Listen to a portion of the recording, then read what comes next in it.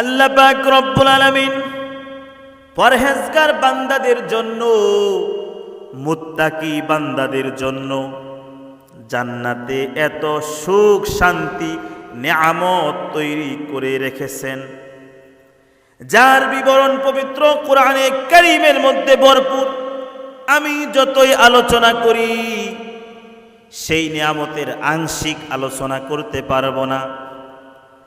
হাদিসে কুদসিতে আল্লাহ রাব্বুল আলামিন জানায়া দিলেন, আ'আদাতু লিইবাদিয়াস সালিহিনা মা লা আইনুর রাআত ওয়ালা উযুনুন সামিআত ওয়ালা খাতারা আলা কলবি বাশারিন। আল হাদিস। আল্লাহ রাব্বুল আলামিন বলেন, আমার নেককার বান্দাদের জন্য আমি জান্নাতে এত নাজ নিয়ামত তৈরি করিয়া রাখিয়াছি, যা কোনো চোখ কোনোদিন দেখে নাই, কোনো মানুষের অন্তর কোনোদিন কল্পনাও করে নাই, এবং কোনো মানুষের কান কোনোদিন শোনে নাই। এতই নাজ নিয়ামত আমি জান্নাতে তৈরি করিয়া রাখিয়াছি। সুবহানাল্লাহ। জান্নাত এটা এমন একটি বাগান যার পাদদেশে নহর সমূহ প্রবাহিত হয়েছে,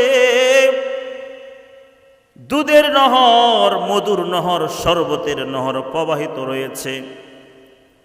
মুত্তাকি বান্দা, পরহেজগার বান্দা জান্নাতের দরজার সম্মুখে যাওয়ার সঙ্গে সঙ্গে জান্নাতি সকল হুরেরা এসে তাকে অভ্যর্থনা করে জান্নাতে নিয়ে যাবে। জান্নাতে সবাই সমবয়স্ক যুবক যুবতী থাকবে, তারা সবাই আনন্দ উৎসবে মেতে থাকবে। জান্নাতি যুবতীরা এমন সুন্দর গান গেয়ে শোনাবে, দুনিয়ার মানুষ কোনোদিন শোনে নাই। দুনিয়ার গান শুনতে শুনতে ক্লান্তি এসে যায়, বিরক্ত আসে, কিন্তু জান্নাতি হুরেরা এমন সুন্দর গান গেয়ে শোনাবে যা দুনিয়ার মানুষ কোনোদিন শুনে নাই। জান্নাতি যুবক যুবতীরা, জান্নাতি হুরেরা এমন সব নৃত্য নেচে দেখাবে যা দুনিয়ার মানুষ কোনোদিন দেখে নাই। জান্নাতে ফলমূল এবং এমন সুস্বাদু খাবার পরিবেশন করা হবে যার স্বাদ মানুষ কোনোদিন অনুভব করে নাই। মেশক দিয়া সিলগালা করা বোতলে শারাবান তুহুরা পরিবেশন করা হবে। দুনিয়ার জমিনের মধ্যে মদ খাওয়া হারাম, কিন্তু জান্নাতে মদ খাওয়া হালাল। পরিবেশন করা হবে। জান্নাতে সবাই সমবয়স্ক থাকবে। জান্নাতে কোনোদিন অসুখ হবে না, কোনোদিন বুড়া হবে না, কোনোদিন মৃত্যু আসবে না। জান্নাতীদের উপর আল্লাহ রাব্বুল আলামিন সর্বদা সন্তুষ্ট থাকবেন। সুবহানাল্লাহ।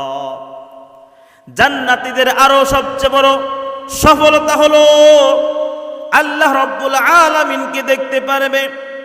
মুত্তাকি বান্দা, পরহেজগার বান্দাদের মৃত্যু কষ্টদায়ক হয় না।